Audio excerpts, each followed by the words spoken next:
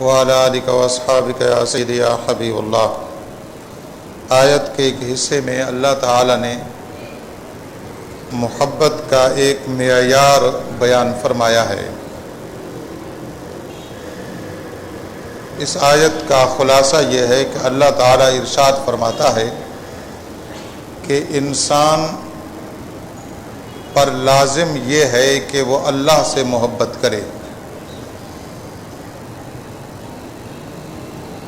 انسان پر، بالخصوص مسلمان پر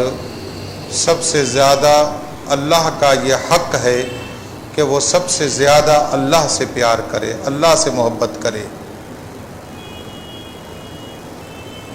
لیکن اللہ تعالیٰ ارشاد فرماتا ہے کہ کچھ لوگ ایسے ہیں من یتخذ من دون اللہ اندادا یحبونہم کحب اللہ، کچھ لوگ ایسے ہیں کہ وہ اللہ سے اتنی محبت نہیں کرتے، اللہ کے علاوہ کچھ اور لوگوں سے، کچھ اور چیزوں سے محبت کرتے ہیں، حالانکہ حق یہ ہے کہ اللہ سے محبت کی جائے۔ جب یہ بات بیان ہو گئی تو اب ہم میں سے جب کسی شخص سے بھی پوچھا جائے، مجھ سے یا آپ سے، کہ آپ بتائیے کہ آپ کو سب سے زیادہ محبت کس سے ہے، تو ہم برجستہ یہ جملہ بولیں گے کہ ہمیں اللہ سے سب سے زیادہ محبت ہے، ہمیں اللہ سے محبت ہے۔ ہم میں سے ہر شخص بولے گا، لیکن اگر حقیقت کو دیکھا جائے تو حقیقت یہ نہیں ہے۔ ہم اللہ سے ثانوی محبت کرتے ہیں، دوسرے درجے کی۔ ہماری پہلے درجے کی حقیقی محبت اللہ سے نہیں ہے۔ چلو دعویٰ اپنی جگہ پر، اس کو اب تھوڑا سا پرکھ لیتے ہیں۔ کم محبت کس سے ہوتی ہے اور زیادہ کس سے ہوتی ہے، اس کا ایک معیار ہے، اس کا ایک میزان ہے کہ زیادہ محبت کس سے ہے اور کم محبت کس سے ہے۔ اگر یہ دیکھنا ہو تو اس کا میزان یہ ہوتا ہے کہ اگر کسی ایک کو نظر انداز کر دیا جائے اور دوسرے کو اپنا لیا جائے، جو دونوں جب مقابلے میں آ جائیں، کہ دونوں سے محبت کا دعویٰ ہے، لیکن جب دونوں آپس میں مقابلے میں آ جائیں کہ یا تو اس کو چھوڑو یا اس کو چھوڑو، تو اس وقت جس کو چھوڑ دیا جائے اس سے محبت کم ہوتی ہے، اور جس کو اپنا لیا جائے اس سے محبت زیادہ ہوتی ہے۔ جب یہ بات آپ نے سمجھ لی تو آپ کو کاروبار میں سے، آپ کاروبار کر رہے تھے، کاروبار میں سے آپ کو بہت بڑا نفع سامنے آیا، بہت بڑا نفع سامنے آیا۔ اب آپ خوش ہو گئے کہ اتنا بڑا میرے نفع میرے سامنے آ رہا ہے، اور پچھلے دنوں تو میرے کاروبار مندی میں تھا، اب اتنا بڑا نفع میرے سامنے ہے۔ اچانک جب آپ کو وہ نفع ملنے لگا اور آپ نے چاہا کہ اب مجھے یہ مل جائے گا، تو آپ کو یہ بتایا گیا کہ آپ کے اس نفع کو اللہ پسند نہیں کرتا، اللہ اس سے روکتا ہے۔ بات سمجھے؟ یہ نفع جو آپ کے سامنے ہے، یہ مالی منفعت جو آپ کے سامنے ہے، اللہ کو یہ پسند نہیں ہے، اللہ نے اسے روک دیا ہے، منع کر دیا ہے۔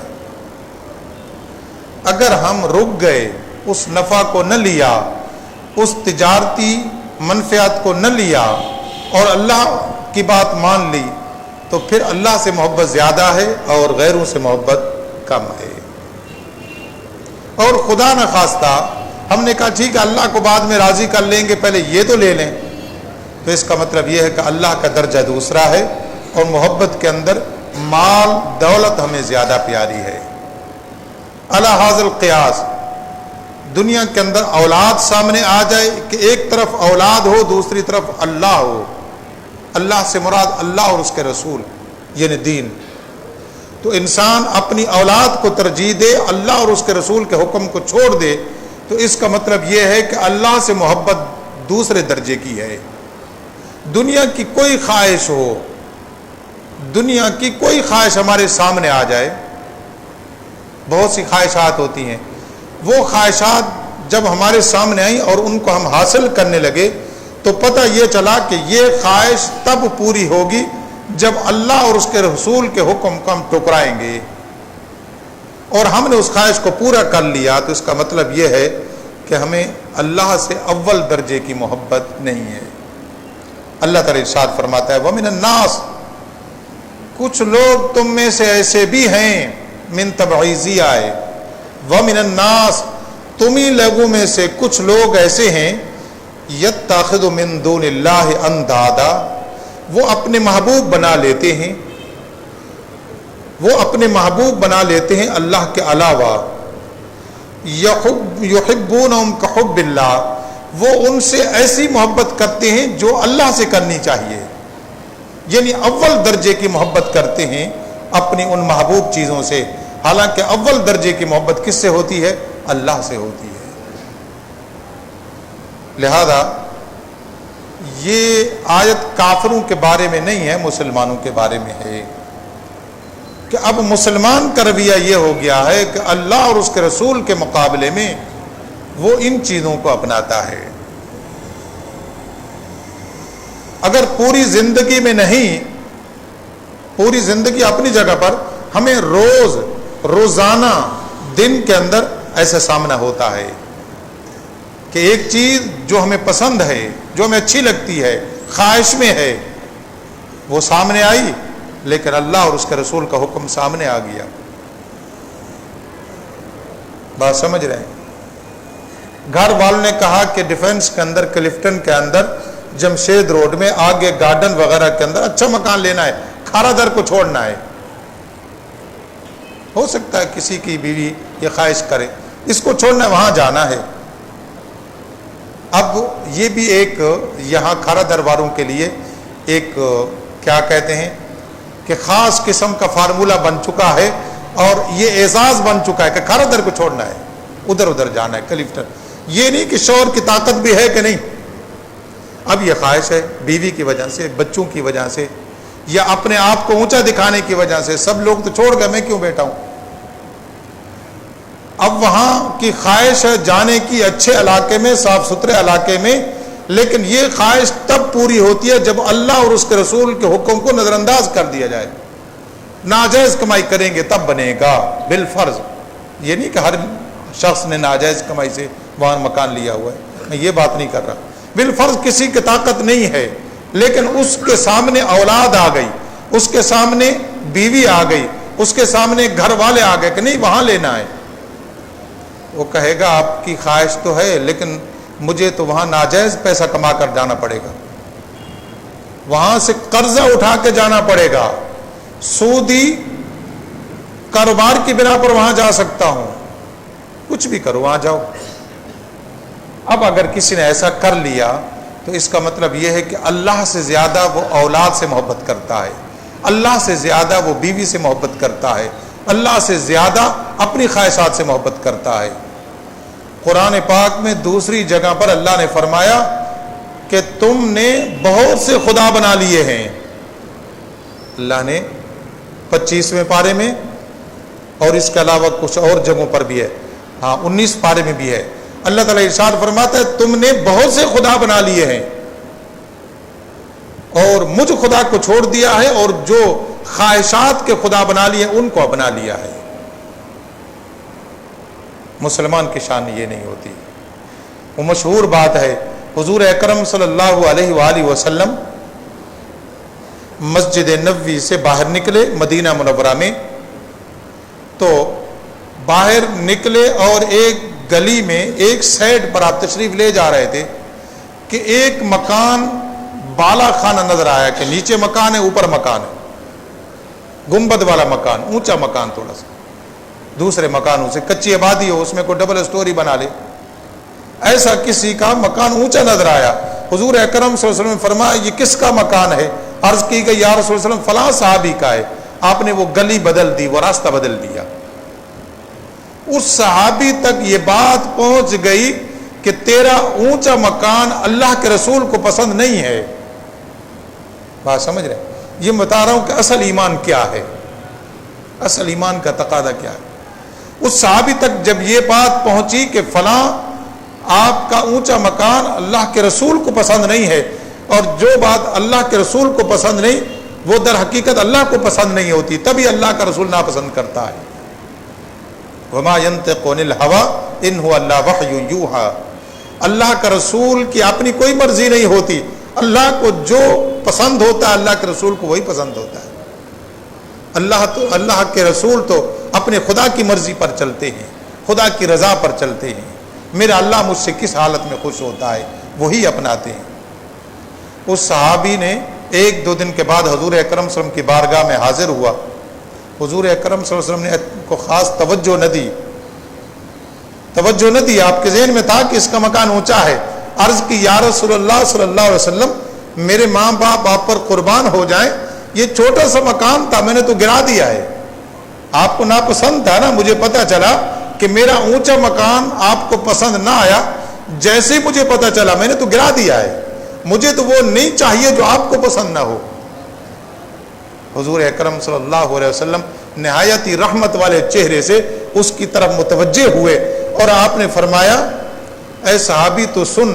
اونچا مکان بنانا، بالا خانہ بنانا، ڈبل سٹوری بنانا شریعت میں منع نہیں ہے، لیکن جیسے تو نے بنایا تو مجھے یہ لگا کہ تیری رغبت دنیا میں زیادہ ہو گئی ہے، مجھے یہ بات ناپسند آئی کہ تو اونچے مکان بنانے لگا ہے، تو اس کا مطلب یہ ہے کہ تجھے آخرت کی طرف توجہ کم ہو گئی ہے اور دنیا کی طرف تیری توجہ زیادہ ہو گئی ہے، اس وجہ سے مجھے ناپسند آیا، تو نے گرا دیا تو اچھا کیا ہے۔ اس کا مطلب یہ ہے کہ والآخرۃ خیر وابقیٰ، اللہ تعالیٰ ارشاد فرماتا ہے 30 پارے کے اندر سورہ اعلیٰ کے اندر موجود ہے، بل تؤثرون الحیات الدنیا والآخرۃ خیر وابقیٰ، اللہ فرماتا ہے اچھے تو وہ لوگ ہیں جو دنیا پر آخرت کو ترجیح دیتے ہیں، جو دنیا پر آخرت کو ترجیح دیتے ہیں، دنیا میں نعمتوں کے بجائے آخرت کی نعمتوں کو پسند کرتے ہیں۔ پھر اللہ نے اس کا فیصلہ بھی دیا اور اللہ تعالی نے ارشاد فرمایا والآخرۃ خیر وابقیٰ، آخرت بہتر ہے اس دنیا سے، آخرت بہتر ہے، آخرت کبھی ختم نہیں ہوگی، جنت کبھی ختم نہیں ہوگی، یہ دنیا تو ختم ہو جائے گی،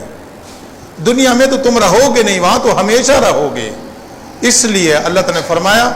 کچھ لوگ ایسے ہیں جو دنیا پر کس کو ترجیح دیتے ہیں؟ آخرت کو۔